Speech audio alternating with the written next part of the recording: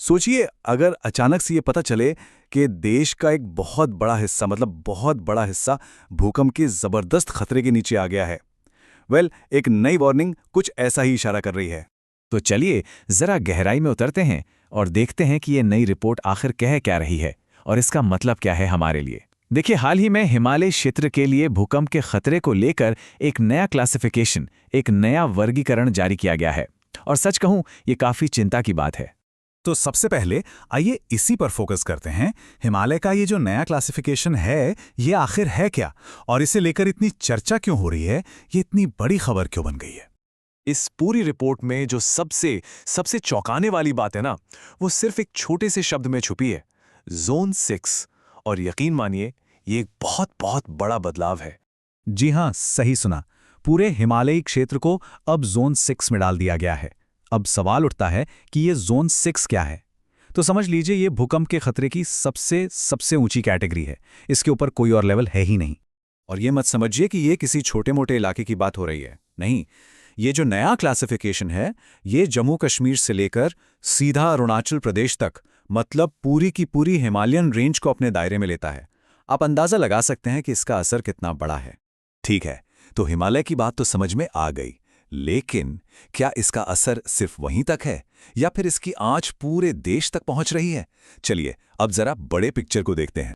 तो सवाल यही है, क्या ये जो नया खतरा है, ये सिर्फ हिमालय के पहाड़ों तक ही सिमट कर रह गया है या फिर कहानी में कोई और ट्विस्ट है? इसका जवाब सच में चौंकाने वाला है। ये जो आंकड़ा अब सामने आ रहा है ना, वो बताता है कि देश का एक बहुत बहुत बड़ा हिस्सा इस खतरे की चपेट में है। 61%। 61%। जी हां, देश की कुल जमीन का 61% हिस्सा भूकंप के खतरे वाले जोन में आता है। जरा सोचिए इस नंबर के बारे में, ये कितना बड़ा आंकड़ा है। तो ये जो हम कह रहे हैं खतरे का क्षेत्र या डेंजर जोन, इसका असली मतलब क्या है? सीधा सा मतलब यह है कि देश के इतने बड़े हिस्से को या तो मीडियम या फिर हाई सिस्मिक रिस्क कैटेगरी में रखा गया है। मतलब खतरा कम नहीं है। तो अब जब ये नई सच्चाई हमारे सामने है, तो सबसे बड़ा सवाल ये है कि अब आगे क्या? इससे निपटने के लिए हम कर क्या सकते हैं? क्या कोई रास्ता सुझाया गया है? हाँ बिल्कुल। मुख्य तौर पर 2 बड़े कदम उठाने का प्रस्ताव रखा गया है। पहला, हमारे जो बिल्डिंग कोड्स हैं उन्हें अपडेट किया जाए, और दूसरा, जमीन के इस्तेमाल और सेफ्टी को लेकर सख्त से सख्त नियम कानून लागू किए जाएं। चलिए इसको थोड़ा और आसान भाषा में समझते हैं। पहला उपाय यानी अपडेटेड बिल्डिंग कोड्स, इसका काम है ये पक्का करना कि जो भी नई इमारतें बने वो भूकंप के झटके झेल सकें। और दूसरा, सख्त भूमि उपयोग मानक, ये देखेगा कि जमीन का इस्तेमाल खतरनाक तरीके से ना हो, आज भी और आने वाले कल में भी। और इन दोनों ही उपायों के पीछे की जो सबसे बड़ी सोच है वो यही है। सबसे ज़रूरी बात यह है कि भविष्य में किसी बड़ी तबाही से बचने के लिए इन सेफ्टी स्टैंडर्ड्स को मानना कोई ऑप्शन नहीं होना चाहिए, बल्कि ये कंपल्सरी होना चाहिए, अनिवार्य।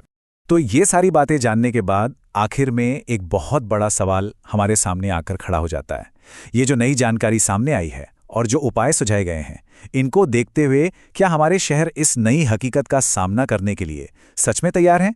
ये सोचने वाली बात है।